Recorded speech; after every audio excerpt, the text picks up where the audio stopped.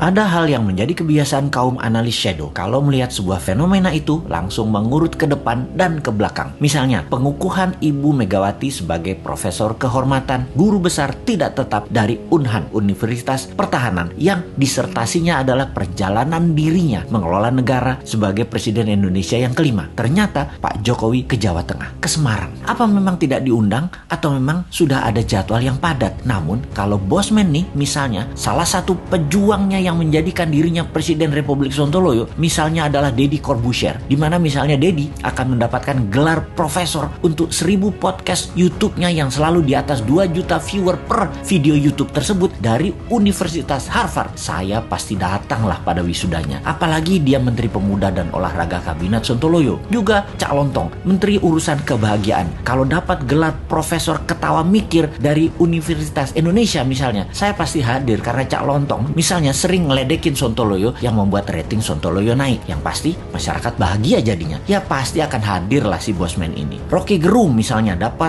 gelar Profesor Akal Sehat, juga Menteri Pendidikan dan Budaya Akal Sehat, pasti Bosman hadir. Namun di acara Ibu Megawati dikukuhkan sebagai profesor, mudah-mudahan memang Pak Jokowi tidak diundang seperti Pak Ganjar gak diundang di acara PDIP Semarang gitu ya. Tapi sekali lagi, kok Pak Jokowi ke Semarang ya, ke Ganjar ya? Kenapa ya? Gak ke Saudi sekalian urusin supaya Indonesia bisa berhaji misalnya.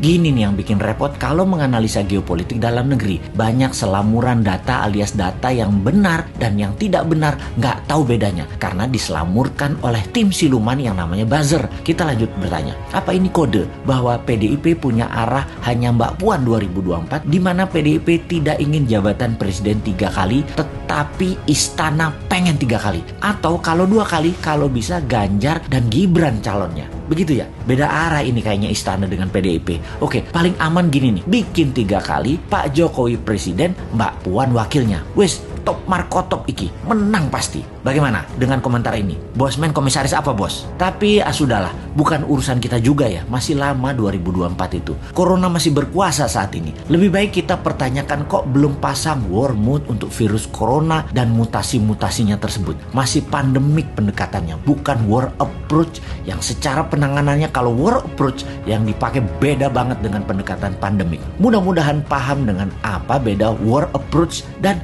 pandemic approach.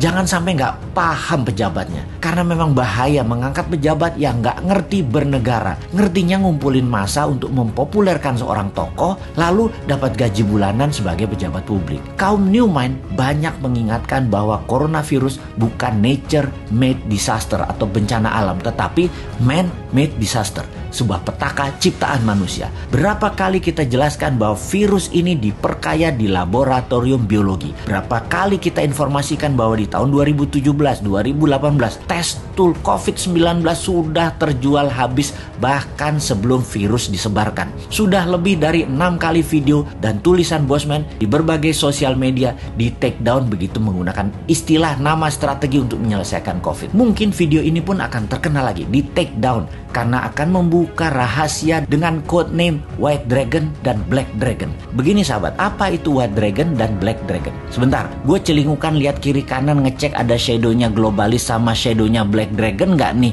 di WC jongkok gue yang lagi mengupdate status.